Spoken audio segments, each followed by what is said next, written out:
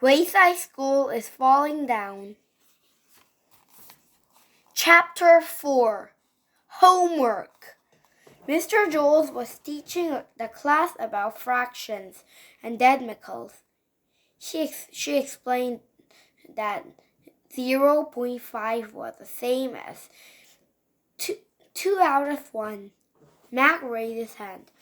Mr. Jules pretended not to see him.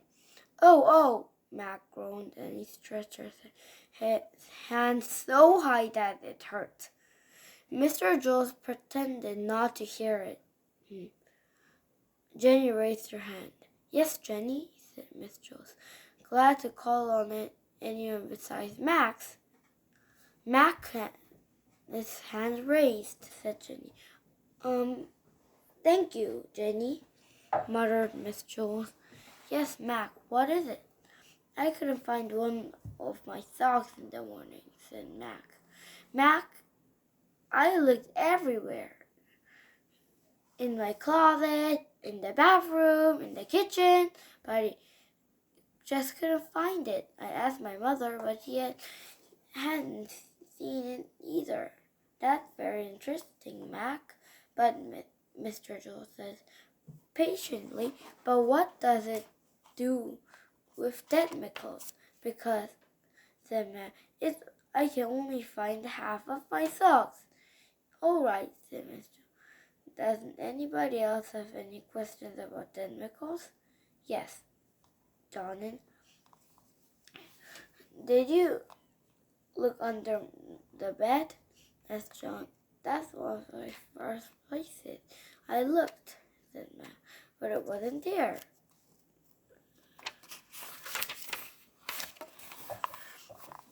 Did you check the dirty clothes? Asked Ron. Maybe it has never washed. I checked, said Mac. Do you have a dog? Said Baby. Maybe your dog took it. No, my dog doesn't wear socks, said Mac.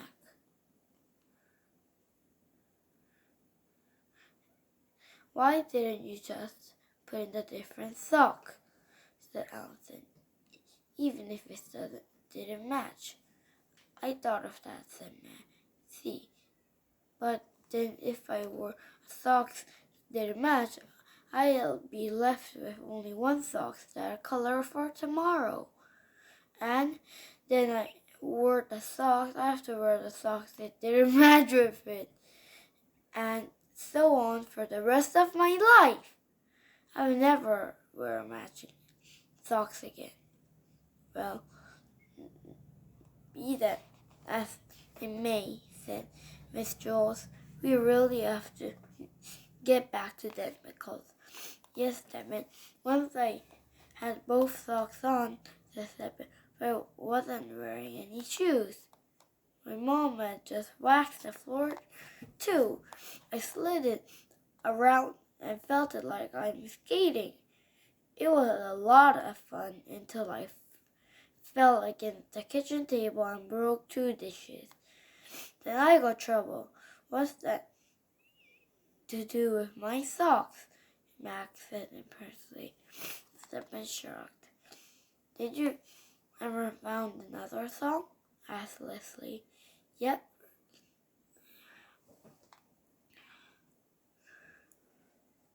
But you'll never guess where.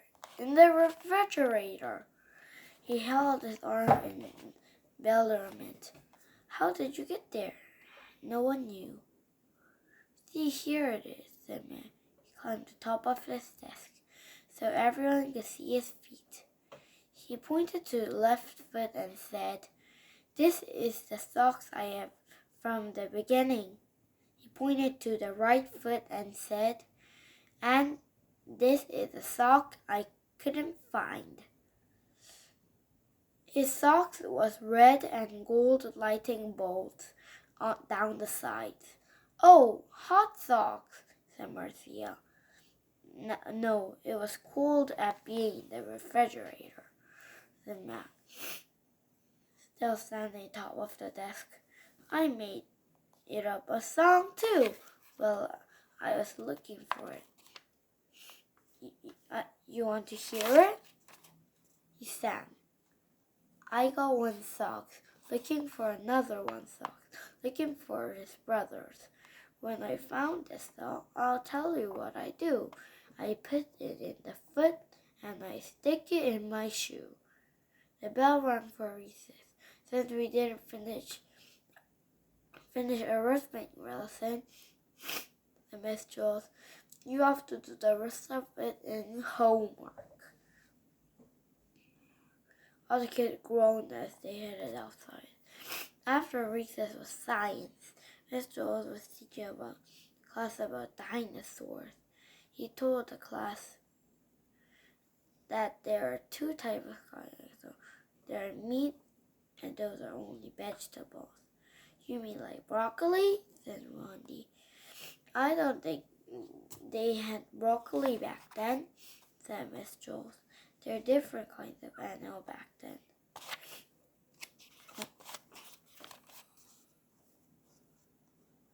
There was also different kinds of vegetables. Mac raised his hand. Miss Jules pretended not to see him. Uh-oh, Mac groaned. He looked like he was going to explode. Miss Jules pretended not to hear him. He called him Marion. Mac raised his hand, said Marion. Thank you, Marion, muttered Miss Jules. Yes, Mac, said my uncle grew the biggest watermelon you ever saw in my whole life. Man, it was huge. It was so heavy that I couldn't even lift it. Mac, what is that do with dinosaurs? Said Joe. Because they must have been kind of watermelons that dinosaurs ate, said Mac. Did you eat it? Asked DJ. Not all of it, said Mac. Shaking his head. It was too big for me. I love watermelon. But what did it taste like? Marcia. Delicious, said Mac. But lots of seed. You couldn't eat seed. Otherwise, then a watermelon might grow inside your stomach. I once heard about the lady who was so fat that everyone thought he was going to have a baby. But he didn't have a baby. He had a watermelon. Was it a boy or a girl? Asked Joey. Everyone laughed. Miss Jules never finished his lesson about dinosaurs, so he had to assign it for his homework. But after school, Mac walked home with a girl friend, Nancy. Nancy's class was the 23rd floor on Wayside. Mac carried his investment book and science book, his reading book, his language book, and his spelling book. Nancy didn't have any books. I'll carry your books for you, Mac, he offered. Mac gave Nancy his books. Don't you have any homework? Yes, he shook her head. Man, it's unfair, said Mac. Miss Jules assigns more homework than any other teacher in Wayside School. Another story about socks. Chapter 5. Another story about socks. Shari brought a hobo to school to show and tell, then stood side and side in front of the room. This is a hobo, said Sir Shari. I found him on the way in school. Oh, how neat, said Marcia. The hobo had long, dirty hair and a scraggly beard. His shirt was covered with stains. His pants had lots of colorful patches. His coat was too big for him, but it was so big as Shari's coat. Shari was a little girl, but he wore a big waistcoat in all the Wayside School. The hobo wore old back shoes that also looked like they were too big for him, but that might have been because he wasn't wearing any socks. Tell the class something about hobo, said Miss Jules. His name is Bob, said Sherry. I heard him ask the lady for a square chance. The lady told him to take a bath. I tried to give him a quarter, but he diverting money from kids. He said he likes kids a lot. He said he wants a kid himself. Does anybody have questions they'd like to ask Hobo Bob? Asked Miss Jules. All the children raised his hand. The hobo looked around the room. Yes, you. He pointed to Jason. When is the last time you took the bath? Asked him. I never take baths, said Hobo. Oh, wow, said Jason. You're lucky. What about a shower? Said Mary. I just walk around the rain, said Hobo. When it rains, I go out inside, complained Mary. Where do you live? Asked Joe. The Southport train, and ride until it was warm enough to jump off in the summer. I go north, where it's not too hot. How come you're not wearing any socks? Said Leslie. I don't believe in socks, said Bob. Yes, the boy in the green shirt. When you're really a kid once, said Todd. Yep, said Bob. Did you get in trouble a lot? Said Todd. No, I never got in trouble, said Bob. Todd smiled and nodded his head. Did you do like a Paul grows pigtails? Asked Paul. Of course, said Bob. Who doesn't? Did you like ice cream? Said Marcia. I loved it, said Bob. What's your favorite subject? Asked Jenny. Spelling, said Hobo. Spelling? Asked Marcia. I hate spelling. I once came to first place of spelling bee out all of the kids in my school, Bob said proudly. Well, how come you became a hobo? Asked her. I mean, if you're such a good speller, I'm not sure, said Bob. When you grow up, you're supposed to turn into something. Because kids turn into dentists, another turn into bank presidents. I didn't turn to anything, so I became a hobo. Did you ever try to get a job? Asked Calvin.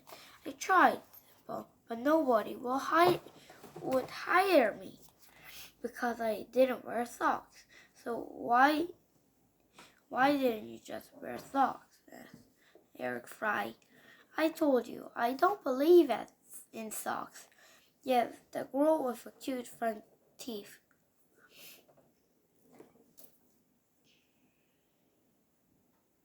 Ronnie lowered his head. He was missing her two front teeth. What did you eat? Yes, Melissa and stew, said Bob. My friends and I collect scraps of food every day, and then we cook with it in a big pot and share it. I'm always different, but I have safety. What is called medicine soup? Said Stephen. There was once a hobo named Morgan, but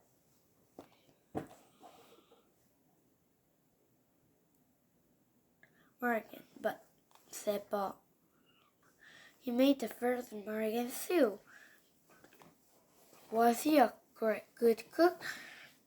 Asked Todd. No, he was eaten by cannibals. Yeah, everybody said together except for Dana, who was confused. He thought Bob had eaten the cotton ball. Allison raised her hand. Can you just wear socks, even you don't believe in them? He asked. Socks? Bob shouted so loud that it scared everybody. Is that all your kids talk about? Socks, socks, socks? Oliver Innocent didn't wear any socks. Why should I? Who's Oliver Innocent? Said Erica Vince. Miss Jules answered that question. She said, Oliver Innocent is the smartest man who ever lived. Was he also the hobo? Asked TJ. No, he was a great scientist, said Miss Jules. Why did Oliver Allison wear socks? Asked Jules. Because socks made you stupid, said Bob. That's not true, said Miss Jules. Oliver Allison was just too busy thinking about big important things to remember and put it in his socks. Maybe, said Bob. But remember, I told you I want the school spelling bee. Well, the day I won it, I forgot to wear socks. Think about it. Everyone thought about it. So after I never wore socks again, said Bob. Matt raised his hand. Once I could only find one of my socks. Man, I looked everywhere for it. Under the bed, under the bathroom, you'll ever guess where I finally found it. In the refrigerator, said Bob. Mac's mouth dropped open. How do you know? Bob's dropped. Where else? Everybody had lost some more questions for Obo. Bob. But Mr. Jules rang the cowbell. Show and tell is over, he announced. Let's thank Bob. Thank you, Bob, everyone else said together. You're welcome, he replied. Do you know the way out of the school? Said Sherry. I'm not sure, said Bob. Just go straight down the stairs, said Sherry. Thank you, said Bob. But don't go to the basement, warned Cherry. I won't, said Bob. He shook Cherry's hand. They waved goodbye to the rest of the class and headed out the door. Everybody waved back. Cherry returned to her seat. It was time for their weekly spelling test. Everyone take one piece of paper and a pencil, said Mr. Joel. The first word is, wait a second, said Paula. I am not ready yet. Mr. Joel waited while the children took off the socks. Chapter 6. Pigtails. Hi, Leslie, said Paul. Hi, Paul, said Leslie. They're friends now. Paul hadn't pulled either of his pigtails for a long time. Paul sat the desk bit behind Leslie. Once, a long time ago, he had pulled Leslie's pigtails. It felt great. That is, Paul thought it felt great. Leslie didn't felt it felt fair too good.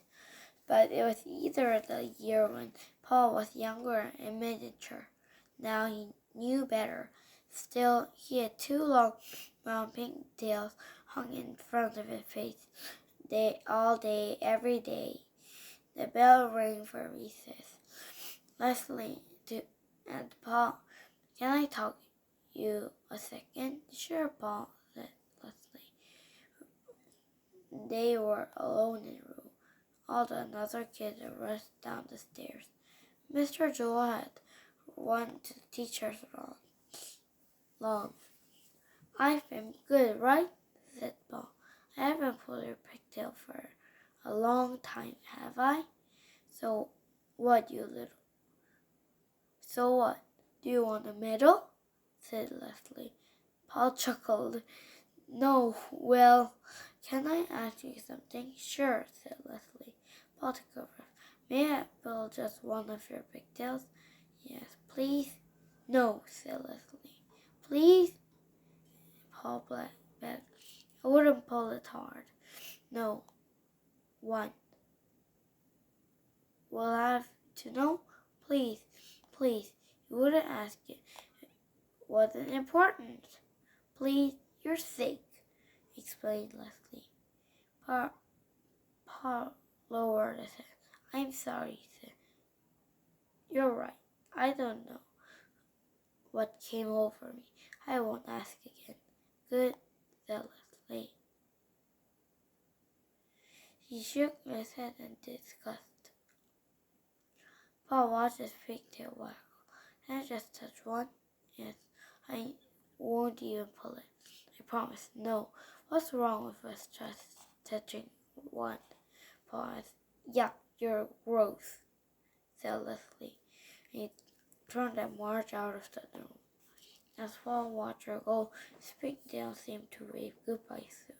He slapped himself in the face in both hands. What's wrong with me? He wondered. He walked in the side of the room and leaned to the corner.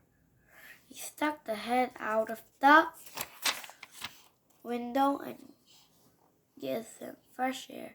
Down below, he could see the kids playing in the playground. They looked like tiny toys. Leslie stepped back into the classroom. I'm getting my hair trimmed tomorrow, he said. No. If you want, I'll save your pieces for you. I'm just getting some split ends. Paul was so excited he forgot where he was. He quickly raised his hand and mashed against the window frame. He bounced forward and toppled out of the window. Leslie stared at the corner of the open window, then rushed toward it. He leaned over the corner and looked down. Help! Gasped Paul. Then there was one brick in the side of the building. It was stuck a little farther than the others. Paul desperately held on it with both hands. I'll go get Louis, said Leslie. He'll save you. No, don't go, called Paul. I can't hold on. My fingers are slipping. Leslie reached down for it. Tried to grab my hand. Yes. Paul made a grab for it, but missed. Then quickly chuckled a bird. I can't help. I'm scared. Just don't look down, said Leslie. As he tried to stay calm, he pulled his hand back the window. Where are you? Where are you going? Asked Paul. Help! Don't leave me. Leslie looked around Mr. Joe's room for the rope or expression cord or something for Paul to grab. But he couldn't find anything. He returned to the window and sighed, then leaned backwards. He had tightly held the edge of the corner. He looked up at the sky. Grab my pigtails, he said, and winced. A big smile came across Paul's face. Really? Yeah. Just do it, said Leslie.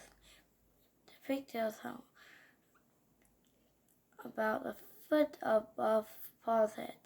He let it go the branch and with his right hand grabbed his right pigtail. Ah! Leslie yelled. He grabbed it, left pigtail with her left hand. Ah! He screamed. Okay, pull me in, said Paul. His leg dangled beneath him. Leslie's eye watered in the pain. He tried to step away from the window. I can't, he groaned. You're too heavy. He groaned. You're too heavy. Paul swung his leg against the side of the building. Try now, Leslie groaned, and took a small step away from the window. As Paul took a small step out at the wall, and they each took another small step. At last, Paul managed to 1 foot top of the brick and jutted out. Leslie pulled his head out of the window. As he but another step, Paul let it go one pigtail, grabbed the window sill. Leslie took another step, pulling Paul the rest of the way through, and they both collapsed to the floor, tired and sore. Oh, my head hurts, said Leslie. Well, you saved my life, said Paul. Well, don't worry, someday I'll save yours. You don't have to, said Leslie. Just don't pull my pigtails anymore. I won't, said Paul. Suddenly he laughed. What's so funny, said Leslie. This time your pigtails pulled me.